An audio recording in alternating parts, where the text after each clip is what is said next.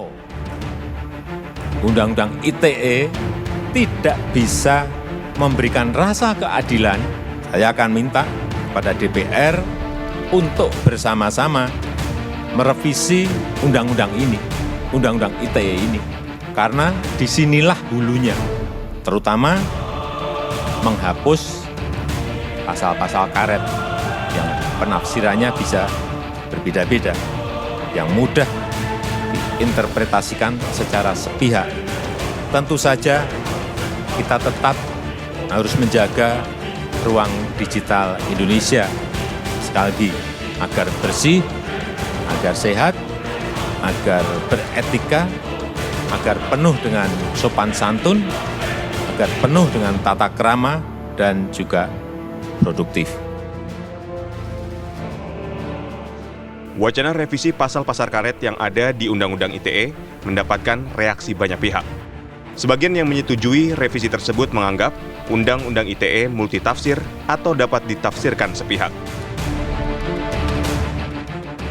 Di ruang publik beberapa tahun belakangan, fenomena Undang-Undang ITE menjadi dasar hukum bagi siapapun untuk melaporkan ke pihak yang berwajib, khususnya unggahan-unggahan di media sosial yang secara sepihak dianggap melecehkan atau mencemarkan nama baik seseorang, sehingga aksi saling lapor pun kerap kali terjadi. Sepanjang 2016 hingga 2021 saja, ada 744 kasus pelaporan yang menggunakan Undang-Undang ITE ini sebagai dasar. Undang-Undang ITE yang seharusnya ditujukan untuk kenyamanan dan keberadaban di dunia maya ini berubah menjadi pasal hukum yang dapat dibentuk sesuai keinginan salah satu pihak, dan tak jarang malah memicu adanya rasa ketidakadilan. Pertanyaannya kemudian, pasal-pasal mana sajakah yang dianggap pasal-pasal karet sehingga penting untuk direvisi?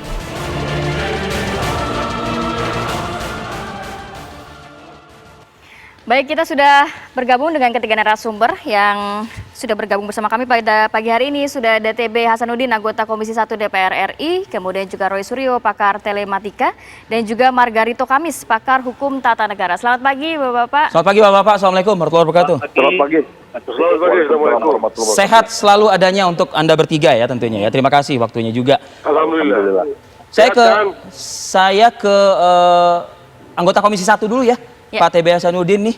Pak TB Hasanuddin, ini saya bacakan data sedikit, Pak. Sejak 2016 sampai dengan Februari 2020, data dari ICJR ya, itu cukup banyak, ada mencapai 744 perkara dengan tingkat pemenjaraan yang sangat tinggi, Pak. Ini sampai 88%. Penjara kita penuh akhirnya nih gitu. Pak TB suaranya cukup lantang, menolak gitu, atau tidak perlulah direvisi karena sudah juga melalui proses hukum sebelumnya. Tanggapan Anda?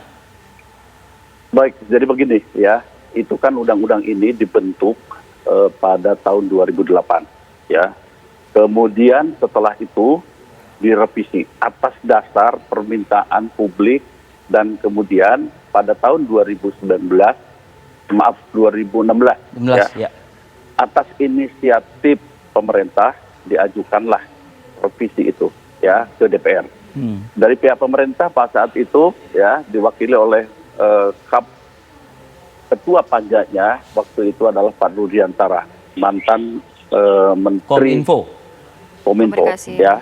Saya atas nama seluruh fraksi ya diminta untuk menjadi ketua panja. Nah, beberapa masalah itu terutama ada ya pasal yang krusial.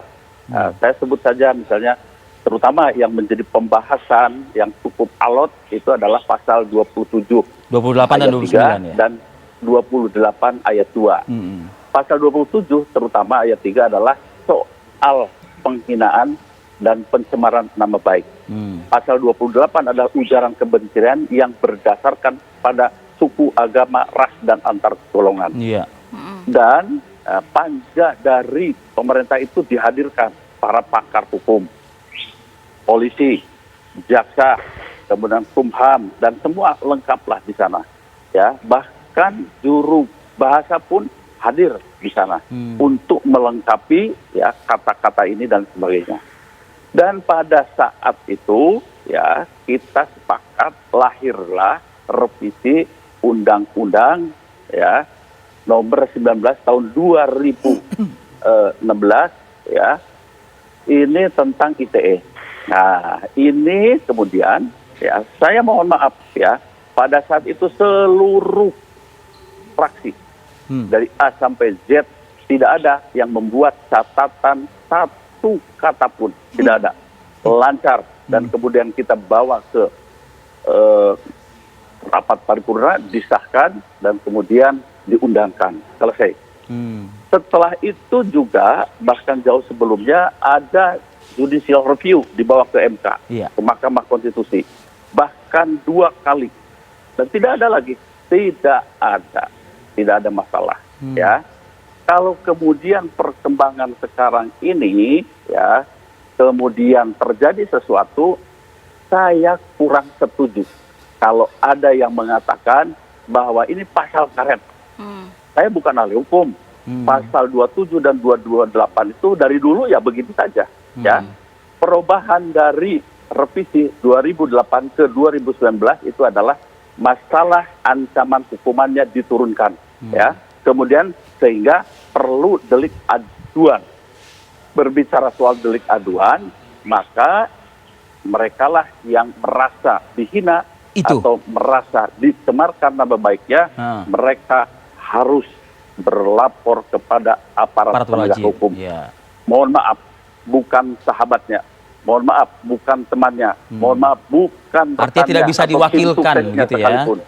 Ya, Pak TB, jadi Anda melihat bukan substansi dari undang-undang ITE, tapi implementasinya begitu yang salah? Betul. Kalau menurut hemat saya, sekarang ini bukan di pasalnya. Itu bagaimana mengaplikasikannya, bagaimana yang kalau saya itu mentafsirkannya, ya.